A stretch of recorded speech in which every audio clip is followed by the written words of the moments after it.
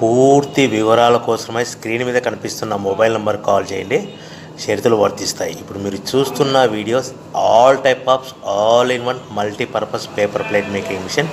ఈ మిషన్లో మనము 13 ఇంచుల బఫే ప్లేట్ కానీ 14 ఇంచుల బఫే ప్లేట్ కానీ ఎక్స్ట్రా డై కొనుక్కొని చేసుకోవచ్చు. అదేవిధంగా ఈ మిషన్లో స్నాక్స్ ప్లేట్స్, రింకిల్ ప్లేట్స్ అంటే 6 ఇంచులు, 7 ఇంచులు, 8 ఇంచులు, 9 ఇంచులు టిఫిన్ ప్లేట్స్, స్నాక్స్ ప్లేట్స్ కూడా ఎక్స్ట్రా డైలు కొనుక్కొని చేసుకోవాల్సిందిగా తెలియజేస్తున్నాను.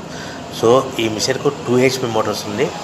ఈ మనం ఇంటి కరెంట్ కాకుండా దీన్ని కంపల్సరీగా కేటగిరీ 2 మీటర్ ఫిట్ చేసుకోవాల్సిందిగా తెలియజేస్తున్నాను. సో మనము ఈ మిషన్లో బేరింగ్ డైల్ అంటే 13 ఇంచులు కానీ 14 ఇంచులు కానీ మనకు నచ్చిన డైలీ ఎక్స్ట్రా డై కొనుక్కొని బఫే ప్లేట్ తయారు చేసుకోవచ్చు. అట్ ద సేమ్ టైం చిన్న చిన్న కప్పులు కూడా తయారు చేసుకోవచ్చు.